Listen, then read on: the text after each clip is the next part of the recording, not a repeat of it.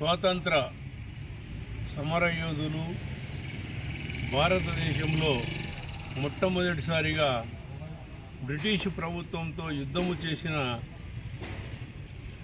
వ్యక్తులు. ఒకరు ముత్తుకూరు గౌడప్ప అయితే రెండవ వ్యక్తి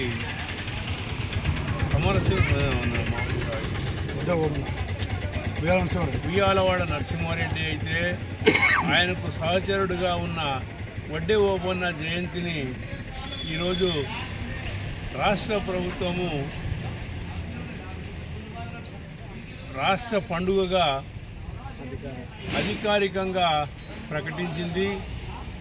ఈ ప్రకటన వలన ఇంతవరకు వడ్డెర సంఘాల వాళ్ళు ప్రైవేటుగా చేసుకుంటున్న ఈ కార్యక్రమానికి ఇప్పుడు ప్రభుత్వ ఆమోదం కూడా లభించింది. ప్రభుత్వ ఆమోదము వల్ల ఈ యొక్క వడ్డెర సమస్యలు బయటికి వచ్చే అవకాశం ఎంతైనా ఉంది. వడ్డేరులు సుమారుగా 40 సంవత్సరాలుగా వాళ్ళు డినోటిఫైడ్ ట్రైబ్స్ కింద ఉన్నారు, మరి క్రిమినల్ ట్రైబ్స్ కింద ఉన్నారు. వారిని ప్రభుత్వము మరి ఎస్సీ జాబితాలో చేర్చాలని వడ్డేర్ల డిమాండ్ సుమారుగా 50 సంవత్సరాలుగా ఉంది. కర్నూలు జిల్లాలో ఉన్న 3 డిఎన్టీ హాస్టళ్లను ప్రభుత్వము మూసివేసింది.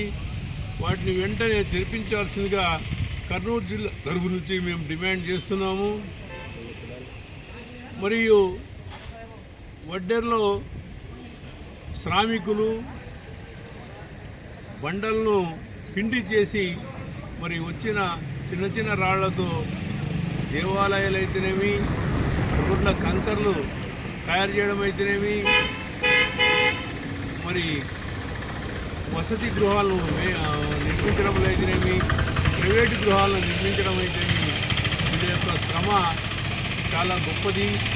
ఈ శ్రమకు వరకు ఎక్కడ దేవాలయాలు ఉన్నాయో, ఎక్కడ ప్రాజెక్టులు ఉన్నాయో, ఎక్కడ గృహాల నిర్మాణం ఉన్నాయో అక్కడికి మరి మహిళలు పిల్లలతో సహా వెళ్ళి అక్కడ గృహాలను నిర్మిస్తుంటారు.